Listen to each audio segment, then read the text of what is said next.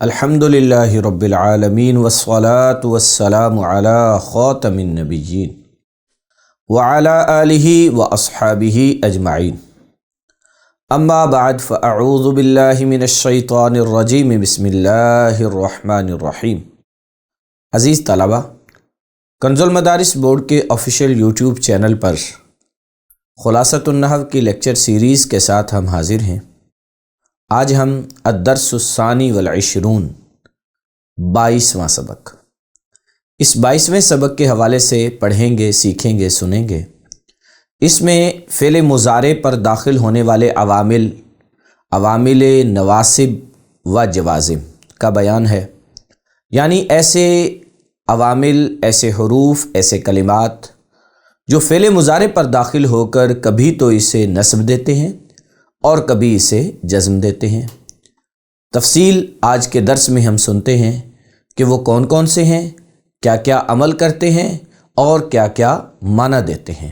آئیے درس کی طرف چلتے ہیں۔ الدرس الثانی والعشرون، نواسب و جوازم مضارع کا بیان، یعنی ایسے کلمات جو مضارع پر داخل ہو کر اسے نصب یا جزم دیتے ہیں، ان کا بیان۔ نواسب مضارع، 4 حروف ان، لن، کئی، اذن کو نواسب مضارع کہتے ہیں، یعنی مضارع کو نصب دینے والے۔ یہ چاروں حروف مضارع کو نصب دیتے ہیں۔ مضارع کو نصب دینے سے کیا مراد ہے؟ کیا سارے کے سارے صیغوں کو نصب دیتے ہیں؟ سنیے، یعنی مضارع کے 5 مضموم صیغوں کو فتحہ دیتے ہیں۔ 5 مضموم صیغوں کو فتحہ دے، 5 ایسے صیغے جن پر ضمہ آتا ہے، رفع آتا ہے، اس کو یہ کیا دیتے ہیں؟ فتحہ۔ اور 7 صیغوں سے نون اعرابی کو گرا دیتے ہیں۔ 7 ایسے صیغے ہوتے ہیں جن کے آخر میں نون اعرابی آتا ہے، تو وہاں پہ نصب دینے کی صورت یہ ہوگی کہ وہ نون اعرابی گر جائے گا۔ مثال دیکھیں، لن اذهبا، لن اذهبا، یہ جو صیغہ ہے اس کے آخر میں ضمہ تھا، یہ تھا اذهبو، حرف لن کے داخل ہونے سے یہ اس پر نصب آ گئی اور یہ ہے لن اذهبا۔ ان کی تفصیل یہ ہے، ان، کہ، یہ کہ کا معنی دیتا ہے اريد ان اذهبا، میں نے ارادہ کیا کہ میں جاؤں، میں نے ارادہ کیا کہ میں جاؤں۔ اسے ان ناصبہ اور ان مصدریہ بھی کہتے ہیں۔ آپ غور کریں، اصل میں تھا اذهبو، ان کے داخل ہونے سے اس پر کیا آ گئی ہے؟ نصب۔ لن اس کا مطلب ہوتا ہے ہرگز نہیں، لن یضربا، وہ ہرگز نہیں مارتا یا ہرگز نہیں مارے گا۔ تو آپ غور کریں، یضربو تھا، حرف لن کے داخل ہونے سے لن یضربا ہو گیا۔ کئی، تاکہ، ادرسو کئی افہم القرآن، گویا کہ یہ ایک نتیجے کے طور پر آیا کرتا ہے۔ تو ادرسو کئی افہم القرآن، میں درس لیتا ہوں تاکہ میں قرآن کو سمجھوں۔ تو یہاں پر آپ غور کریں، افہما یہ اصل میں تھا افہمو، افہمو، نفہمو واحد متکلم کا صیغہ ہے اور اس کے آخر میں نصب آ گئی ہے۔ کیوں آئی ہے؟ کئی کی وجہ سے، کئی حروف نواسبہ میں سے ہے۔ اذن یہ تب کا معنی دیتا ہے، اسلم اذن تنجوا، تو اسلام لا تاکہ تو کامیاب ہو، تو اسلام لا تاکہ تو کامیاب ہو۔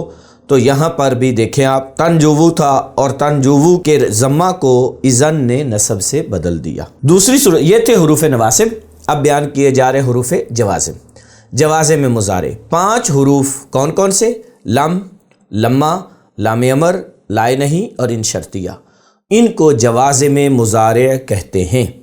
یہ کیا کرتے ہیں؟ یہ 5 حروف مضارع کو جزم دیتے ہیں۔ تفصیل یہ ہے، یعنی مضارع کے 5 مضموم صیغوں سے ضمہ کو گرا دیتے ہیں جبکہ ان کے آخر میں حرف علت نہ ہو، ورنہ حرف علت کو ہی گرا دیتے ہیں اور 7 صیغوں سے نون اعرابی کو گرا دیتے ہیں۔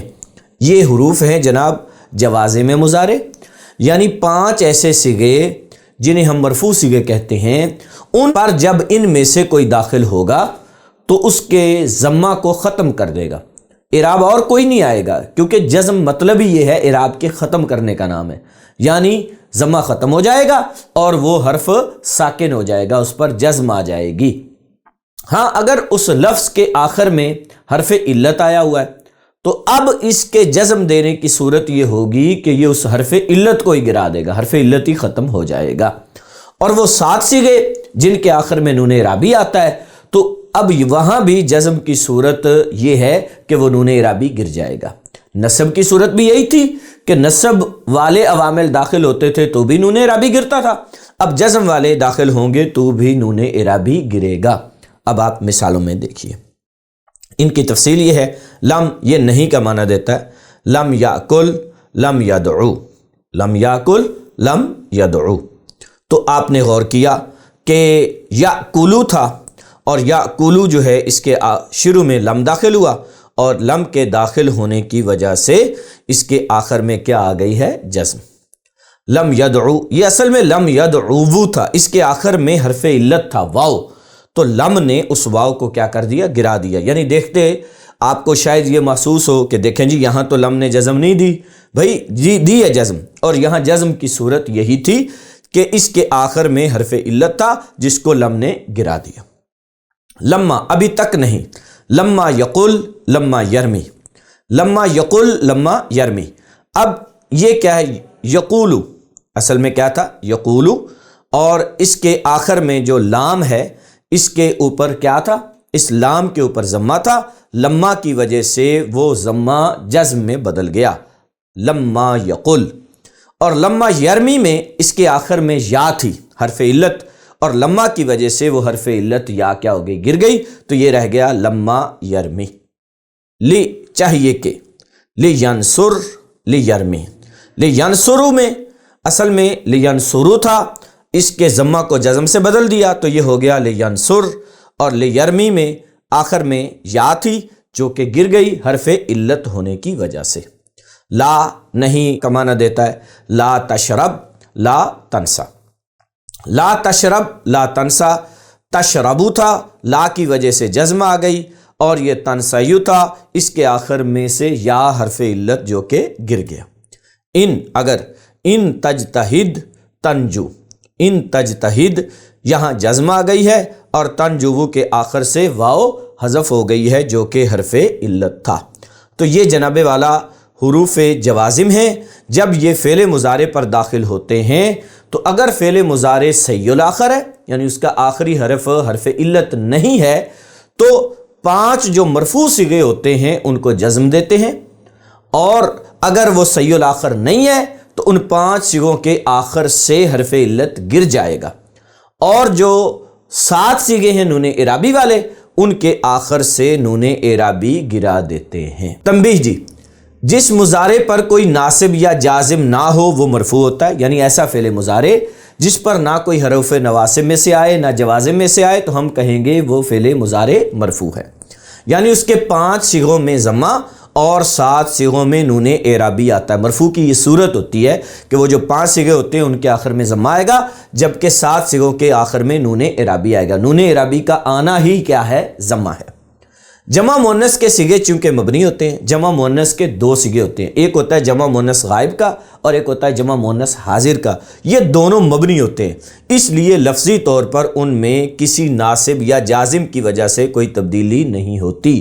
آپ نے اگر غور کیا ہو تو ہم جب صیغوں کی بات کر رہے تھے تو صرف 12 صیغوں کے متعلق ہی گفتگو ہوئی ہے نا، 5 کے متعلق کہا کہ ان کے آخر میں نصب آئے گا یا آخر میں جزم آئے گی، جبکہ 7 کے بارے میں کہا کہ نون اعرابی گر جائے گا، تو 5 اور 7 کتنے ہوئے؟ 12، جبکہ صرف کبیر میں صیغے کتنے ہوتے ہیں؟ 14، 2 کی بات ہی نہیں کی، وہ اس لیے نہیں کی، وہ 2 یہ ہیں جمع مؤنث کے صیغے، چونکہ جمع مؤنث کے جو صیغے ہوتے ہیں یہ مبنی ہوتے ہیں اور ان پر کسی قسم کی کوئی تبدیلی نہیں ہوتی، نہ حروف نواسب کی وجہ سے اور نہ ہی حروف جوازم کی وجہ سے۔